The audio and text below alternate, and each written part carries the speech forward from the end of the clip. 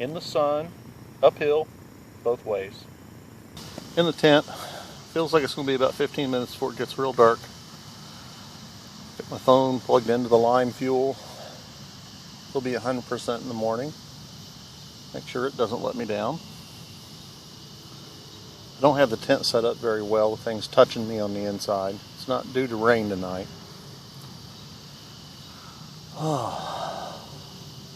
Got my sleeping pad folded over in half so it's half the width but twice as thick.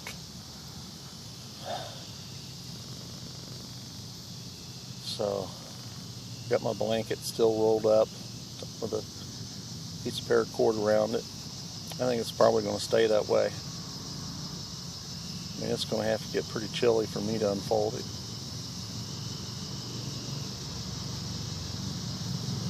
I'm actually looking forward to it getting dark. It'll be like the end of the day then. If I can get through the night without hearing any footsteps or scratching to get in and get my food, then I'll be okay. I think coons and stuff should stay away. There really aren't any predators in Ohio.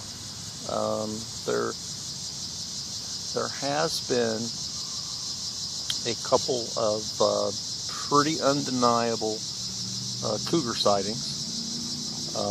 There are coyotes, although they tend to leave people alone. The cougar sightings are really pretty interesting. You know, people get film of the cougar dashing across the road, and it's pretty clear what it is. It's a cougar. But the state always denies that it's a cougar, because then you got all this environmental wacko stuff that kicks in, and you know, it's considered an endangered species, and so now Ohio will have to spend tons of money on the cougar if they admit that it's here.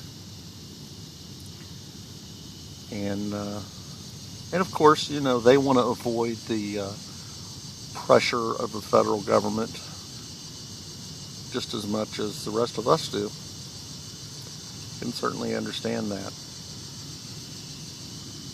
Imagine if a rare animal was found in your backyard and the government came along and said, oh, well, now you have to take care of this and design programs, and you're going to have to pay for saving this animal since it was found on your yard. You know, I don't know if they do that to people or not, but they sure do it to the states. And as much as I would love to see a cougar in the wild at a great distance, I don't want to encounter one close up. I do have a crazy cougar story, though. I've kind of been interested in raising animals from when I was a kid. And after I got married, I started raising ferrets, and developed a friendship with this exotic farm animal guy in northern Ohio.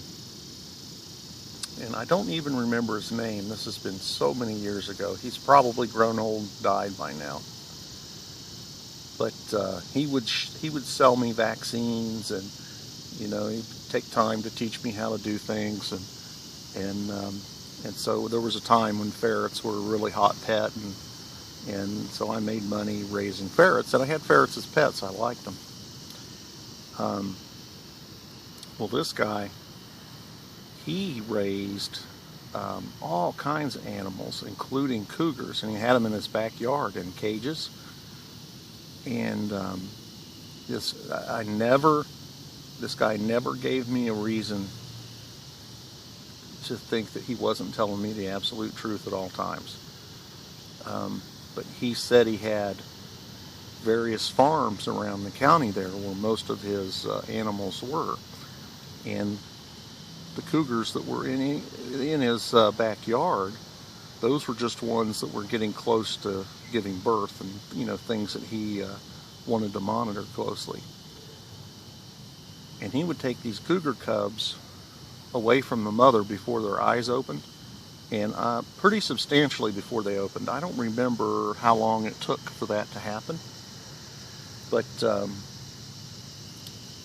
he would have them at least a week before their eyes opened, and he would bottle feed them, and him and his wife, and so they would grow used to the smell of humans, and when their eyes opened, they would see humans, and he called it, they would be human imprinted, meaning that they kind of thought as humans as their mother, and that this made a superior animal when it came to being able to handle it later if it was human imprinted. So he did that with all of his big cats. He also raised monkeys, and one time he had a macaque there when I went by to pick up feed or shots or something, I don't remember. Really, really interesting guy.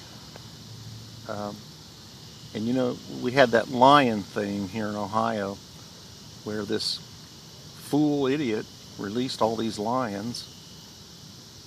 And so, of course, you know, they went up there and shot them all, pretty much all of them, one by one. Jack Hanna was involved in that. Poor guy. You know, he probably couldn't stop the authorities from each taking their turn of taking down a big cat. I mean, you have to know that they probably didn't have to kill as many of those animals as they did, but it was a dangerous situation. There's no question about that. And so, you know, because this one guy did something evil, Ohio passed these draconian laws about exotic animals. Well, you know, exotic animals are for the most part not your neighbor who buys a big cat, but they're farmers, and they farm this livestock. That's what it is to them. And they're sold to zoos and circuses and different places like that. You know, think about, where do you think these animals come from? Do they go to the savannah in Africa and capture them and then, you know, train them to perform in a circus? No, hell no. They're born in captivity. And a lot of them are born on exotic animal farms. You know, it's capitalism. It's people filling a need, producing a product and filling a need. Now, the world doesn't need as many cougars and lions and raccoons and things like that as we need chickens and pigs and cows. You know, so the farms are on a much, much smaller scale. But so the governors basically chased most of that business out of the state of Ohio. It's stupid. And it's all so that he can have some reaction to the problem where the guy let loose all the big cats. You know, I think he killed himself after he did that. He committed suicide. But you know, honest, decent people are being punished for what a madman did. And to me, that's completely immoral. You know, decent, honest, peaceful citizens should never have to be punished for what a criminal does. I don't care how politically expedient it is. It's retarded. And that's our retarded governor running for president right now, Kasich. And he's the idiot that did that. You know, but oh, you got to do something. You know, no, you don't have to do something. You know, this was a freak, crazy thing that happened. This is not how exotic animal breeders treat their animals. They don't cut them loose on the public. It's probably never happened before. Just some nutcase went crazy and did something like that.